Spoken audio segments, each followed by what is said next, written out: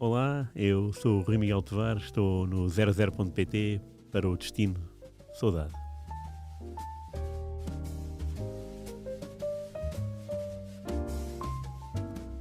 Meus amigos, muito boa tarde. Destino de Saudade no 00, com o nosso grande Rui Miguel Tovares. Rui, e hoje vamos falar sobre o Portugal-Coreia, que será novamente decisivo à partida. Recuando 20 anos para 2002, este jogo não nos traz boas memórias. Bom, não, grande Pedro, Jorge Cunha. Muito obrigado. Bom dia.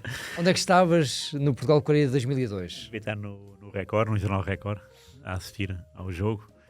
Tínhamos acabado de mudar do Bairro Alto para a Conde de Valbon, portanto estávamos no centro de Lisboa, não estávamos na zona dos Copos, Lisboa, estávamos mais centrais. O jogo foi a meio da tarde, a meio do dia, acho que foi ao meio-dia, até meio-dia e meia. Lembro que as sensações eram boas porque o 4-0 à Polónia tinha apagado um pouco da memória aquela entrada horrível. Aquela entrada com pé falso no 3-2 dos Estados Unidos. Embora nesse jogo com a Coreia viéssemos a ser também vítimas dos nossos próprios erros. Quer dizer, o Beto foi outra vez lateral direito, como foi na estreia com os Estados Unidos. O Rui Costa continua no banco. Era um jogo que podíamos ter empatado e passávamos, porque aos 5 minutos a Polónia, que já nada tinha a ver para as contas do grupo, estava a eliminar os Estados Unidos, 2-0. De facto é incrível, não é? Tudo o que podia ter corrido mal, a lei de Murphy, não é? Correu mal nesse jogo. Correu mal, e sobretudo naquela ponta final em que é verdade que a Coreia podia ter feito o 2-0, porque Portugal estava muito balanceado para o ataque. E jogar com 9. Fernando Couto no ataque. Vítor Bahia salvou duas ou três vezes a seleção daqueles contra-ataques em que o Bahia saía dos postos de forma destemida. Mas Figo tem um livre em que a bola passa a arrasar o poste. Nuno Gomes tem um lance de golo, mas ele pensava que o guarda-redes ia sair à bola, e o guarda-redes se cá pensava que o Nuno Gomes ia à bola logo, então deixou-se ficar na linha e ganhou essa luta de pensamento naquele momento. E quando o Nuno Gomes percebeu que o guarda-redes não vinha ter com ele, lançou-se assim com os pés para a frente, mas foi um toque na bola muito meigo e o guarda-redes recolheu facilmente. E depois há aquele remate de Sérgio Conceição ao poste e outro remate de Sérgio Conceição que o guarda-redes defende para quente. É uma defesa espetacular. Incrível. Portanto, tudo isto a jogar com menos 2 jogadores? Com menos 2, portanto, o primeiro foi João Pinto na primeira parte, depois foi o Beto na segunda, duplo amarelo. O João Pinto é Tem uma entrada sobre o Parque Ji-sung, o autor do gol, curiosamente, depois. Ele é expulso por essa entrada e depois tem a reação. A reação com o árbitro já é pós-vermelho, é isso? Sim. Ok, não foi expulso por causa disso? Acho que não. A entrada foi completamente... Aliás, esse jogo é interessante porque no início do jogo há um lance da meio campo, que é uma falta, e o João Pinto protesta de uma forma quente, e é o árbitro que tem que o acalmar. Portanto, os jogadores, se calhar, já entraram com a sensação de que tinham que fazer um resultado, que aos 5 minutos essa obrigação já não era necessária. Portanto, podia ser 0-0 à vontade. E não foi. Passou a Coreia, ganhou 1-0. Portugal foi para casa. Foi um dia horrível, não é? Porque... E depois as substituições. Lembro-me que o Abel Xavier entrou nesse jogo. Abel Xavier entrou, depois foi Jorge Andrade. Abel Xavier, Jorge Andrade, ok. E o terceiro elemento foi Nuno Gomes, que nunca fez o aquecimento. Fez o aquecimento? Nesse jogo, não. Portanto, nesse jogo ele foi lançado como terceira alteração e ele, juntamente com os dois guarda-redes, eram os únicos, não. Os três não tinham aquecido durante o jogo. E o Oliveira chamou naquele instante porque precisava dele. E, portanto, deu tudo para o errado. Claro, não é por tu seres selecionador que sabes tudo, tens direito a errar, mas nesse jogo houve vários erros. Houve muitas confusões, as expulsões, o poder jogar com tranquilidade, não o saber que o podia fazer e não o fazer de todo, porque a expulsão é um lance em que a bola está ali no meio campo com 3 a 4 jogadores, perdas de bola porque Paulo Bento entrou com virilidade, ganhou o ressalto, depois perdeu o ressalto. Bem, e às tantas o João Pinto vai lá e de facto Eu acho que nós falamos muito de Saltilho porque é de facto um momento negro do nosso futebol, mas eu acho que quando nós todos tivermos consciência daquilo que se passou em 2002, eu acho que o nível de gravidade vai estar ela por ela com Saltilho, para não dizer que vai suplantar Saltilho.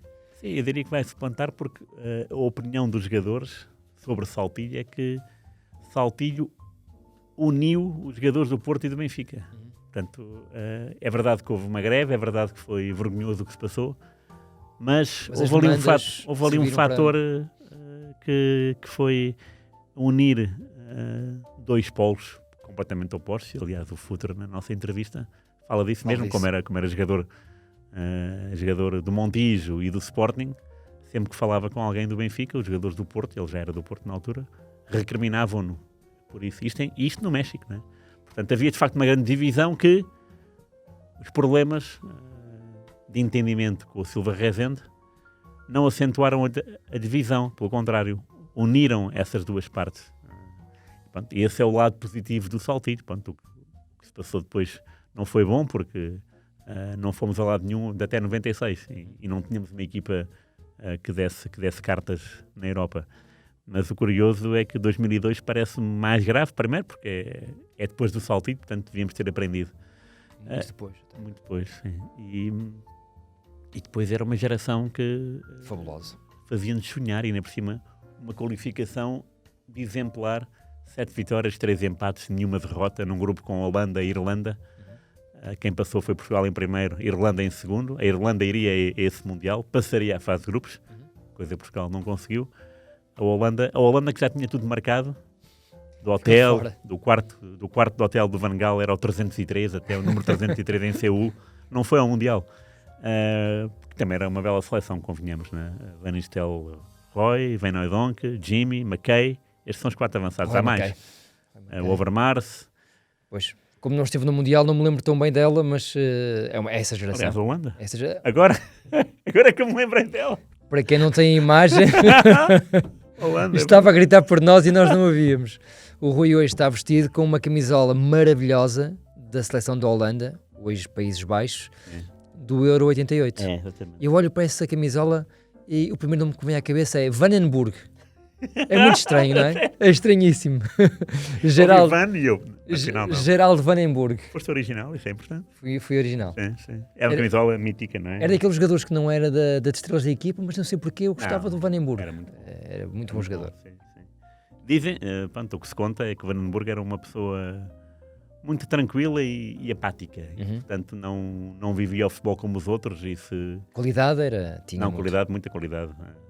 Como extremo, sobretudo, era muito bom com a bola nos pés, era muito rápido a executar. Só que se dissessem que não era titular, ele abanava os ombros e à sua vida. E havia jogadores, o Gullit também era assim, curiosamente. O Van Basten já não era assim.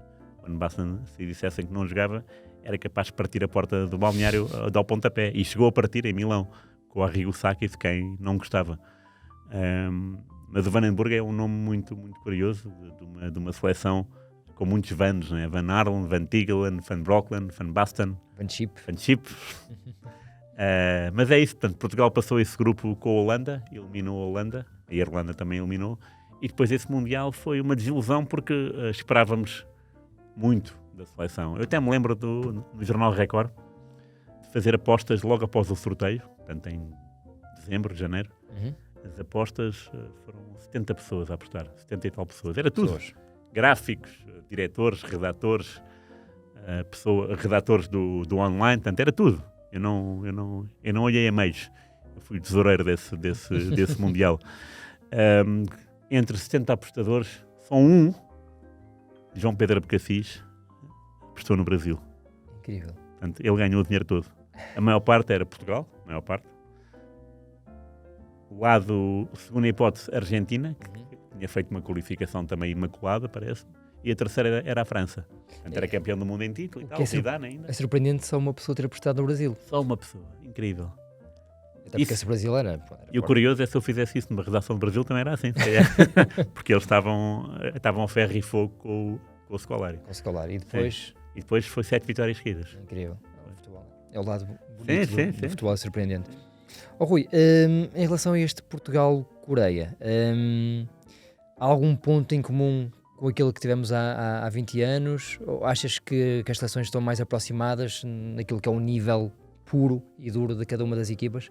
Porque há 20 anos, apesar de ser o jogo na Coreia, Portugal era melhor, Sim. bastante melhor. Sim, era. No papel.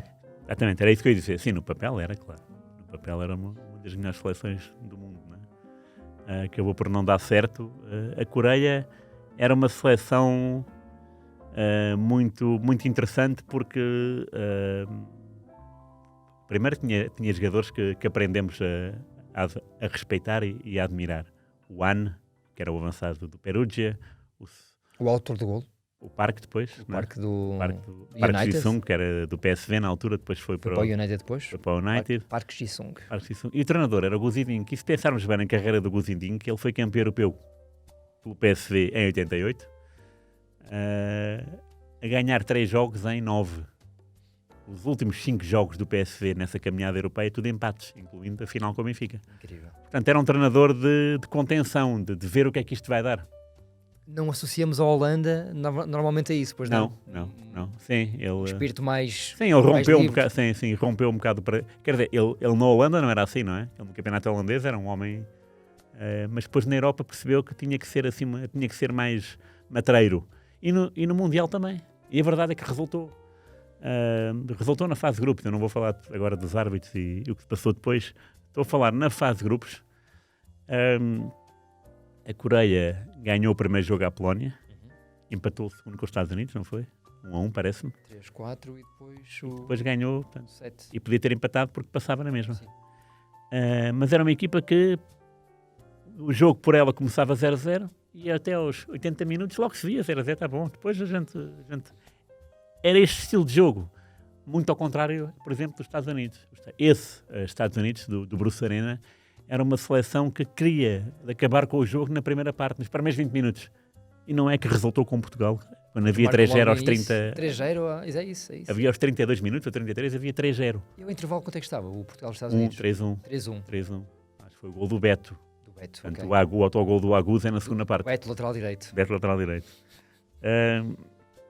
Portanto, eram de facto seleções de opostas. E o Hiddink conseguiu levar a água ao seu moinho, com muita calma. O gol da Coreia é um gol muito interessante, porque de facto o Park Ji-sung tira o Sérgio Conceição do caminho com um pé e remata com a esquerda, a bola passa por entre as pernas de Vítor Bahia. Mas é um gol catastrófico, porque tínhamos acabado de ficar com 9. O Beto, por sinal, é mau expulso. Para mim, aquela segunda, o segundo amarelo não o é. Muito embora o Beto já tivesse feito mais faltas. Aliás, para levar o primeiro amarelo, ele já tinha feito uma falta e o árbitro avisou-o. E ele, pouco tempo depois, fez outra falta. Daquelas faltas que é meio campo, mas é agarrar e pronto. Sim, e o espelha-fato é grande. E o árbitro, que era o argentino Ángel Sánchez. Mas é um jogo muito... É um mau resultado, é um péssimo histórico, porque Portugal continua negativo com a Coreia do Sul, é a única experiência que temos. E o que se passou depois também não foi bonito, porque o Fernando Couto, como capitão, que realmente era capitão de cabeça, e nós às vezes atribuímos o Couto, porque foi expulso muitas vezes no Barcelona, no Lazio, no Parma, no Porto, mas era um homem que era realmente líder e que se interessava pelas coisas que se passavam no país. Isto quer dizer, nós seleção, estávamos na Coreia e o Fernando Couto todos os dias perguntava ao assessor de imprensa, como é que está o pessoal lá a reagir e tal, está tudo bem, não está? Era um homem que se preocupava com a equipa e foi ele que viu, de facto, o murro do João Pinto. E ninguém tinha visto o murro do João Pinto, a não ser o João Pinto, acho eu. E o Fernando Couto no balneário alertou o presidente Gilberto Medel, que entrava no balneário, também não sei porquê, mas esta coisa da política estar de braço dado com o futebol, a coisa que os futebolistas não gostam, né? Porque é o espaço sagrado deles. E foi o Fernando Couto que alertou o presidente Gilberto Medel que temos que fazer alguma coisa porque o João Pinto bateu no árbitro e as pessoas aí... Então houve foi uma conversa no balneário do Duarte, não é? Não foi no balneário, foi à porta. À porta do... Eusébio Figo, quem falou foi o Figo, em castelhano, com o árbitro.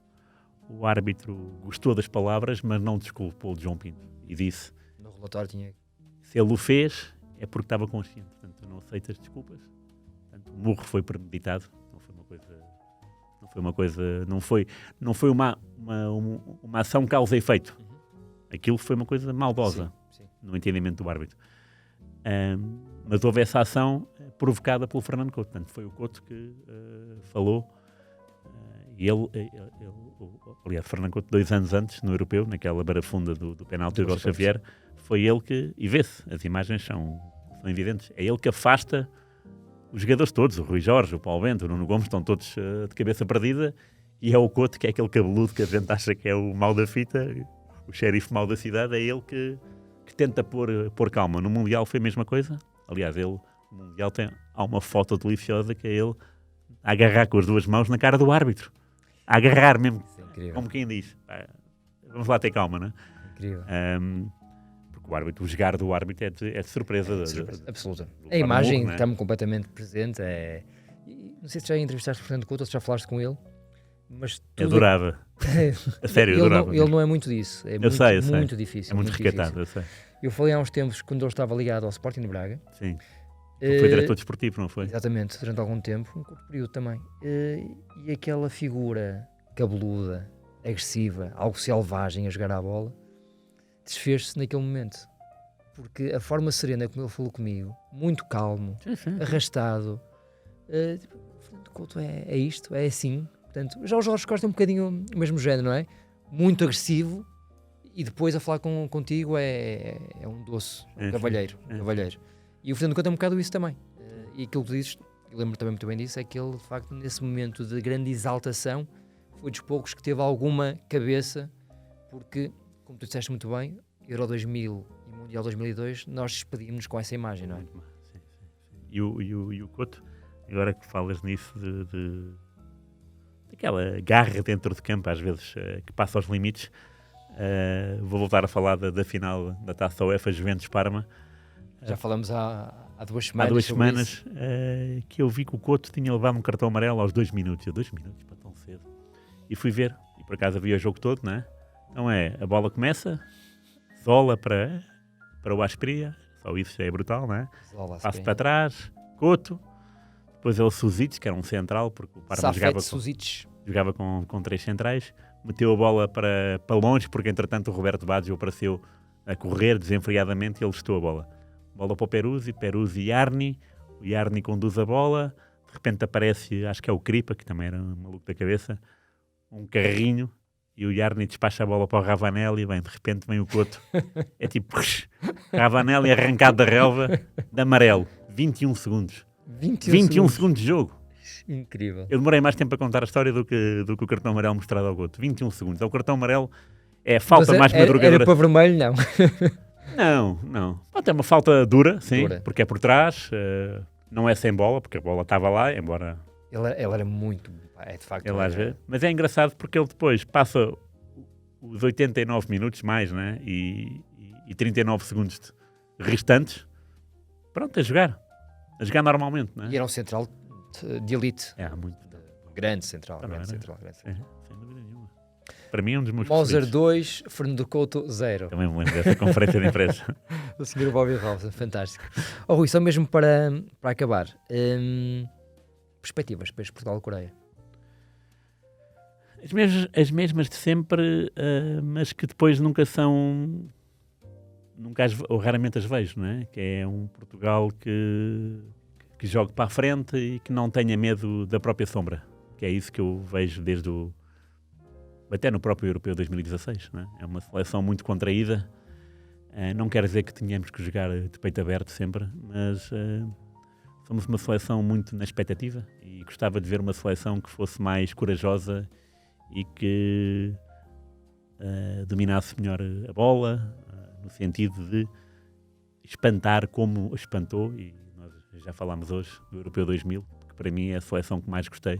Fantástico. Daquilo que vivi. Não vivi o Mundial 66, não posso transmitir isso, mas lembro-me das sensações do Europeu 2000. Portugal tinha falhado o Mundial 98, portanto aquilo foi, e depois caí num grupo com a Alemanha, Inglaterra e Roménia, não era uma coisa que nos fizesse sonhar. E a verdade é que desde o 3-2, que foi dia de Santo António, até ao 2-1 com a França, foi um crescer de emoções contínuo, e mesmo o 2-1 é daqueles jogos que eu digo na hora, e digo agora ainda mais, a França mereceu ganhar, tinha uma equipa de luxo, Portugal era muito bom, mas a França, primeiro tinha o Zidane, né, que é um jogador mais elegante que vi, e depois tinha o Vieira, o Henry, o Trezeguet, sei lá, o Thuram, pronto, tinha muitos bons jogadores, mas é daqueles jogos em que tu sais, eu saí insatisfeito, com raiva, no sentido em que, eu gostava de continuar a ver esta seleção.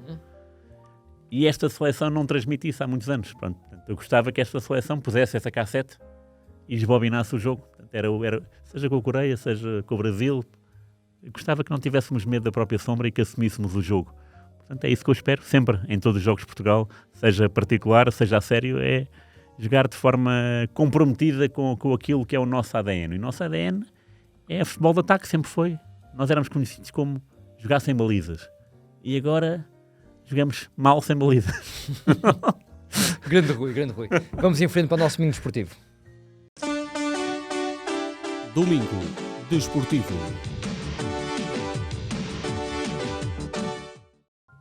Rui, mais Coreia do Sul, desta vez para recordar uma equipa que foi campeã sul-coreana em 2010, sim. Treinada pelo professor Nel Vingada e que tinha no plantel o seu genro, Ricardo Esteves. Se o 0-0 estiver certo, o Ricardo Esteves é genro do Nel Vingada. Portanto, vamos a isto. Nel Vingada mais Ricardo Esteves, uma aventura em Seul. Em Seul é um clube interessante que já na década de 90... na década de 90 não.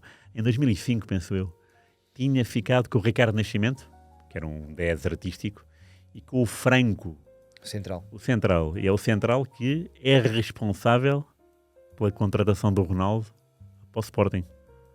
O Ronaldo tinha 12 anos. Portanto, Portanto, são dois nomes míticos na história do futebol português. O filho dele joga agora no Moreirense, que é o Gonçalo Franco. É? Ok, boa. Portanto, o líder da segunda liga. Exatamente, líder sim. Destacadíssimo. Já subiu quase. Essa eu não sabia, mas pronto. Eu lembro-me de acompanhá-los e de procurar na internet FC Seul, tal, para ver se eles jogavam naqueles caracteres quando trabalhava no Record. 5 anos depois, Nel Vingada treina o Seul, é campeão nacional, vence a Taça da Liga e sempre com o contributo do Ricardo Esteves, que não ficou a época toda, ao contrário do Nel Vingada, mas que no início da época, nos primeiros 3 jogos, marcou 3 golos. Primeiros 3 jogos, 4 golos. Porquê? Porque na estreia marcou 2. Logo. Lateral direito. Muito curioso. E pronto, é uma associação ao futebol sul-coreano. Podia ir, por exemplo, pelo Suk, né? Jogador que jogou no Porto e antes tinha jogado na Vitória de Setúbal e até tinha marcado em um mês. Marcou nas Antas, marcou no Dragão e na Luz. Eu lembro perfeitamente quando foi contratado pelo Porto... houve um programa de rádio que chegou à fala com o Domingos, né? Referência incontornável da área do futebol, da grande área do Futebol Clube do Porto, e o Domingos disse que não era avançado para o Porto. E, lembro-me muito bem disso. Eu também me lembro muito bem. E comprovou-se. Porque normalmente uma contratação, não, ele é um bom jogador e vai dar. Não. Foi lá, o retrato foi. Foi das pouquíssimas vezes que alguém deu uma opinião verdadeira e negativa. Exatamente. Podia falar do Suk também, mas o primeiro coreano a marcar em Portugal foi do Braga. Sim? Eu não me lembro agora do nome dele. Marcou pelo Braga. Numa goleada sul-coreano, marcou 5-0. Não me lembro quem foi o adversário, mas foi o Braga 5-0. E pronto, isto é a história da Coreia do Sul em Portugal. E eu pensei, a história não é muito famosa. Agora vou ver o contrário. Portugueses na Coreia. E encontrei, de facto, esse episódio. Eu não me lembrava. Nel Vingada, campeão da Coreia do Sul. Parabéns ao Nel Vingada. Parabéns ao Ricardo Esteves. E antes disso, temos o Humberto Coelho. Humberto Coelho foi selecionador da Coreia. Aliás, o Humberto Coelho sucede ao Guzidink depois do Mundial 2002. E Humberto Coelho é despedido porque empata com as Maldivas do professor Neca, que era o olheiro do António Oliveira para o Mundial 2002 e que tinha visto a Coreia do Sul. Inacreditável. E ainda hoje o professor Neca não tem os relatórios da Coreia do Sul porque emprestou-os ao Humberto Coelho. E o Humberto nunca mais os devolveu. Mas o Neca sabia aquilo de cor e salteado e empatou. 0-0, coisa que Portugal não conseguiu fazer em 2002. Coreia do Sul, Maldivas. Maldivas, Coreia do Sul, Maldivas, Coreia. 0-0 é um Mali. resultado. A Coreia teria que ganhar, no mínimo. É um Liechtenstein, Portugal Sim, 2-2. exatamente. Exatamente. Exatamente. E pronto, são as referências portuguesas na Coreia. Haverá muitas mais, mas estas são aquelas memórias que mais me fazem pensar que, de facto, os dois mundos estão muito próximos. Há uma grande... Paulo Bento agora, mas vai ter que ter paciência. E... Agora é o Paulo Bento. Espero eu. E o curioso é que, pelo segundo Mundial seguido, Portugal joga com uma equipa treinada por um português. Em 2018 foi o Irão do Carlos Queiroz, 1-1. O Paulo Bento tem o Son, que é um avançado muito interessante, do Tottenham, e que teve em risco de ir ao Mundial. Aliás, começou o Mundial com uma máscara, não é? Sim, sim. E é um treinador que também tem uma história bonita no Sporting, digo eu. O Sporting, sabe-se, não é uma equipa que ganhe todos os anos, mas o Paulo Bento, como equipa jovem, Sim, é verdade. Rui Patrício, Miguel Veloso, Motinho, Jaló, haverá muitos mais, eu estou-me a esquecer 4 ou 5. A Pereirinha também. Portanto, conseguiu ali construir durante 4 anos uma equipa bastante fiável, que foi durante os 4 anos segunda classificada. Portanto, o Sporting por 4 anos ficou sempre à frente do Benfica. Não é costume, em 4 anos seguidos então, nunca visto, a não ser no tempo dos violinos, que no Sporting foi tetra, e ganhar uma Taça de Portugal ao Porto, de Josualdo Ferreira, 2 supertaças de Portugal ao Porto de Josualdo Ferreira. E notava-se nos jogos com o Porto, se o Paulo Bento treinasse o Porto e o Josualdo do Sporting, o Porto ganharia esses jogos. Porque, de facto, o Paulo Bento conseguia, nesse Sporting, transmitir uma qualidade de jogo e uma energia muito diferente daquilo que estamos habituados a ver no Sporting. E é isso que também o Ruben Amorim tem vindo a fazer, não nesta época, Sim. mas nos últimos tempos. E o Paulo Bento foi um treinador que saiu da meio de uma época, o que é sempre inglório, não é? Mas fez um trabalho altamente meritório no Sporting, e isso às vezes ou é falado em rodapé ou não é devidamente endeusado. Eu, por aquilo que vi do Paulo Bento no Sporting, foi um trabalho maiúsculo, numa altura em que o Porto dominava a cena nacional. E agora na Coreia está a fazer um trabalho também igualmente meritório, qualificou-se com muita tranquilidade. Com muita tranquilidade. Nunca. Agora saiu. E pronto, e quis o destino juntá-lo a Portugal, curiosamente. O último selecionador antes do Fernando Santos é o Paulo Bento. A substituição foi essa, não é? Futebol. Portanto, as voltas que a vida dá vai voltas dar que a ao vida ponto. Portanto, vai ser um jogo muito, muito interessante. Rui, um grande abraço. Abraço. Um bom Mundial para ti. Obrigado igualmente. Diverte-se, Vemo-nos nos acima quartos de de tudo. final. Até para a semana. Um grande abraço a Para a todos. semana.